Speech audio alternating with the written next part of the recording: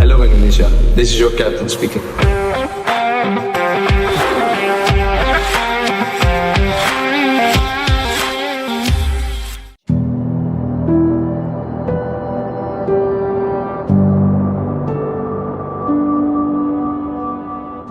Makin besar peluang, makin besar pula cobaan. Di sepak bola itu sudah lumrah. Semua merasakan, mulai dari pemain, pelatih, pemilik tim, supporter, semuanya. Indonesia yang di level regional saja susahnya minta ampun untuk sekadar mempertahankan level, sudah terlalu sering menghadapi cobaan. Entah itu di lapangan, entah soal pemain, entah yang tak kasat mata yang melibatkan para bajingan tak punya malu yang rela menggadaikan nasionalismenya demi birahi, demi pundi-pundi. Sekarang kondisi Indonesia lebih baik, terutama untuk tim nasional. Kita tak perlu ragu untuk mimpi yang tinggi, untuk berangan bahwa Piala Dunia sudah dekat. Entah itu sekarang saatnya atau edisi yang akan datang. Pokoknya, angan itu sejauh dulu. Peluang di depan mata, satu langkah lagi. Naasnya, cobaan datang di waktu tidak tepat. Marten Pas yang selama ini menjadi kesatria tangguh di bawah Mistar tak bisa hadir. Hukuman membuatnya menepis satu pertandingan. Hukuman itu dia dapat bukan tanpa sebab. Ia mengulur waktu untuk memastikan Indonesia mempertahankan kemenangan 1-0 atas Bahrain. Ya, itu hukuman untuk mempertahankan kehormatan negara. Untungnya sekarang kita tak perlu cemas. Tanpa Pas, kita punya pengganti yang secara jam terbang lebih baik. Secara karir dan pengalaman juga lebih mentereng. Secara level dan kompetisi lebih mendunia.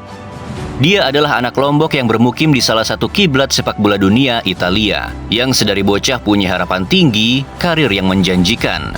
Nama Emil Audero Mulyadi datang seperti angin dari arah yang belum sempat kita tebak arahnya. Ia datang bukan sebagai penyelamat, bukan pula sebagai anak hilang yang pulang dengan luka dan dendam. Ia datang sebagai Emil Audero, penjaga gawang, pewaris dua dunia. Dan kini berdiri di garis depan yang akan menentukan apakah ia akan menjadi bagian dari kita dengan segenap kerumitannya atau hanya persinggahan dalam babak sepak bola Indonesia yang senantiasa remang-remang. Tanggal 5 Juni, Indonesia akan menghadapi Tiongkok, sebuah laga yang lebih dari sekadar 90 menit. Ini adalah panggung pengukuhan, ruang pengujian, altar bagi siapapun yang ingin menyulam dirinya ke dalam narasi besar bernama kebangsaan lewat bahasa paling universal sepak bola. Disinilah Emil, anak rantau dari Mataram dan Italia, akan memulai debutnya di negara asal. Tapi sebelum kita bicara soal gawang yang dijaga atau bola yang ditangkap, mari kita bicara dulu tentang hal-hal yang tak terlihat di statistik. Ketegangan jiwa, memori tubuh, dan pertanyaan yang hanya bisa dijawab dalam sunyi. Emil bukan nama yang asing bagi pecinta Serie A. Di Juventus, ia pernah menjadi harapan. Di Sampdoria, ia menjadi benteng yang menjanjikan. Di Inter Milan, ia menjadi bagian dari sesuatu yang lebih besar, meski belum menjadi pusatnya. Di Como, ia kehilangan kesempatan di tengah jalan. Di Palermo, ia menapaki lagi kebangkitannya. Tapi di Indonesia, setiap nama dari diaspora datang dengan dua sisi mata pisau, harapan dan kecurigaan. Apakah dia sungguh ingin membela merah putih? Apakah ini hanya soal peluang bermain di level internasional? Apakah ia tahu bagaimana rasanya menangis saat timnas kalah? Kecurigaan itu sah adanya, terutama untuk kasus Emil. Masih hangat dalam ingatan ketika ayahnya menolak mentah-mentah ajakan PSSI untuk bergabung. Tak sekalipun pula Emil melirik Indonesia sebagai sebuah kemungkinan. Pada masa tumbuhnya di Juventus dan saat performanya di puncak dengan Sampdoria, pikirannya hanya timnas Italia. Mimpinya yang tinggi setara dengan level Italia sebagai langganan Piala Dunia. Nyatanya kesempatan tak sekalipun datang. Sejalan dengan itu, perlahan penampilannya merosot, menit bermainnya menurun. Ketika Italia melihat itu sebagai kemustahilan, Indonesia tak tinggal diam. Tidak meninggalkan si anak rantau terlunta-lunta tanpa masa depan. Indonesia datang memberikan harapan. Seketika Emil sadar bahwa ia butuh Indonesia. Mimpi yang sirna di Italia, coba ia bangun lagi bersama Ibu Pertiwi. Dengan hasrat yang lebih besar, dengan kerja yang lebih berat. Pertanyaan-pertanyaan itu, kecurigaan-kecurigaan itu bukan hanya milik Emil. Mereka adalah hantu yang datang setiap kali darah campuran ingin membela Garuda. Tapi Emil tahu, dan kita pun pelan-pelan harus mengerti, bahwa nasionalisme di zaman ini tak melulu tentang tempat lahir. Ia adalah pilihan sadar, sebuah keputusan yang lahir dari kegelisahan, dari rasa ingin menjadi bagian dari sesuatu, dari kerinduan yang tak pernah sempat diberi nama. Di dalam kamar hotelnya di Jakarta atau mungkin di lapangan latihan yang penuh keringat di Senayan, Emil sedang bersiap. Bukan hanya melatih refleks dan positioning, tapi juga diam-diam belajar bahasa tubuh rekan-rekan barunya. Dari Rizky Ridho yang tenang seperti batu karang, hingga Justin Hubner yang meledak-ledak bagi petasan di malam takbiran. Tak ada kekhawatiran dari satupun kita saat Martin Paz dinyatakan tak boleh main lawan Tiongkok, karena sudah ada Emil Audero. Perasaan serupa juga dirasakan rekan-rekan Emil di lapangan.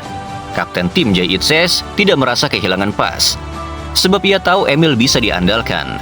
Dari semua pemain yang ada, sang kaptenlah yang paling dekat jaraknya dengan Emil. Mereka sama-sama main di Italia. Sejujurnya saya cukup mengenal dia. Kami main di Italia. Kami sudah sering berkomunikasi sebelum dia dinaturalisasi, kata Jay Itzes tentang peluang debut kompatriotnya itu. Jay tidak mau membandingkan performa Paz dan Emil. Tidak ada gunanya juga melakukan itu. Yang dia tahu mereka sama-sama kiper hebat, sama-sama bisa mengantar Garuda meraih mimpi. Menurutnya, ini keuntungan Indonesia. Tidak semua tim memiliki keuntungan seperti itu. Keyakinan sang kapten akan kualitas Emil sekaligus jadi pertimbangan berat untuk Patrick Kluivert. Ia percaya apapun yang terjadi saat melawan Tiongkok nanti, pelatih akan dihadapkan dalam keputusan sulit pada laga berikutnya. Apakah mempertahankan Emil sebagai nomor 1 atau kembali memakai Martin Paz? Sebagai bek dan kapten, Jay Itzes berhubungan langsung dengan kiper. Selama menjalani proses latihan, ia melihat Emil mampu mempertahankan koordinasi di belakang tetap rapi. Mungkin yang membedakan, ia bukan tipe ball playing kiper yang beberapa tahun terakhir jadi standarisasi kiper bagus. Emil tipe penjaga gawang klasik, shoot stopper kiper.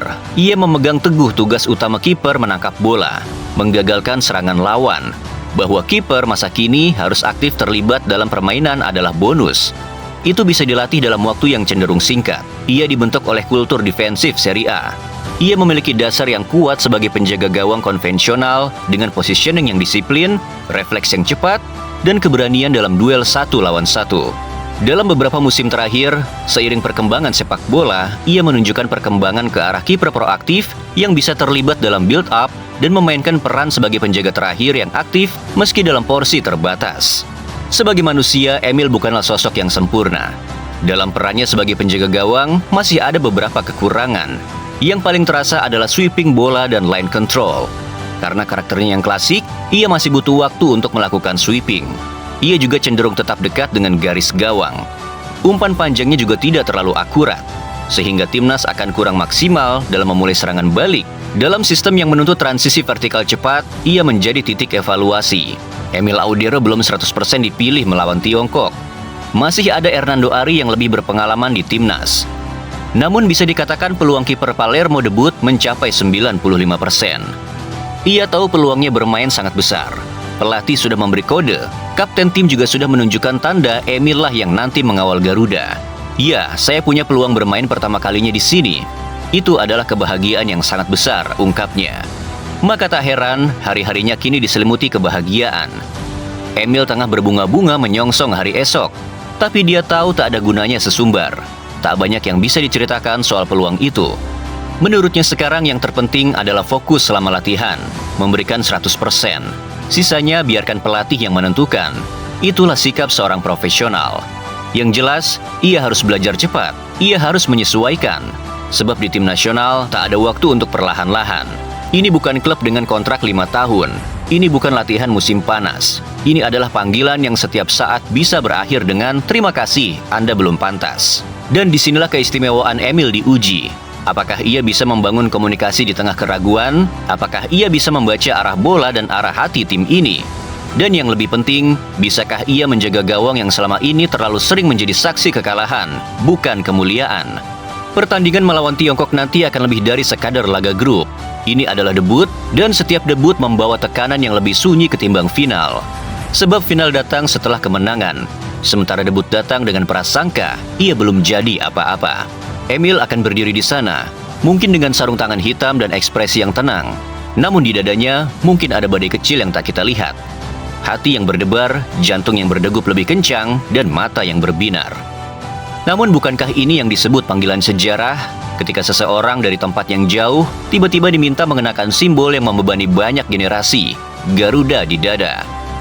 Dan kita, para penonton, tidak bisa hanya menghakimi. Kita harus menjadi saksi yang adil. Sebab sejarah tak hanya ditulis oleh yang lahir dan besar di sini, tapi juga oleh mereka yang memilih untuk pulang dengan caranya sendiri. Dalam sepak bola seperti juga dalam hidup, tak ada jaminan. Emil bisa saja tampil gemilang, membuat penyelamatan spektakuler, dan menjadi pahlawan dadakan. Tapi bisa juga sebaliknya, ia bisa kebobolan oleh bola lambung, salah komunikasi, atau terpeleset oleh tekanan yang tak kasat mata. Namun apapun yang terjadi, langkah pertamanya patut kita rayakan. Bukan sebagai jaminan kemenangan, tapi sebagai penanda bahwa kita masih terus mencoba menjadi lebih baik. Dan terkadang, itu berarti membuka pintu untuk mereka yang dulu hanya kita kenal lewat siaran televisi dari seberang dunia. Ada yang berkata, menjadi Indonesia bukanlah soal di mana dilahirkan, tapi bagaimana kita memilih untuk mencintai negeri ini. Emil Audero dalam segala kebisuannya tampaknya telah memilih. Dan pada 5 Juni nanti, kita akan lihat apakah cintanya bisa berbicara di lapangan hijau, di bawah lampu sorot GBK di tiap sudutnya, di hadapan bangsa yang selalu berharap. Dan sejarah sedang mengatur ruang di lembar-lembar berikutnya. Apakah tertulis dengan cerita indah atau cerita-cerita pilu seperti yang sudah tertuang di lembar-lembar masa lalu? Selamat datang Emil, langit Jakarta menunggumu. Dari ujung barat sampai ujung paling timur menagih janjimu.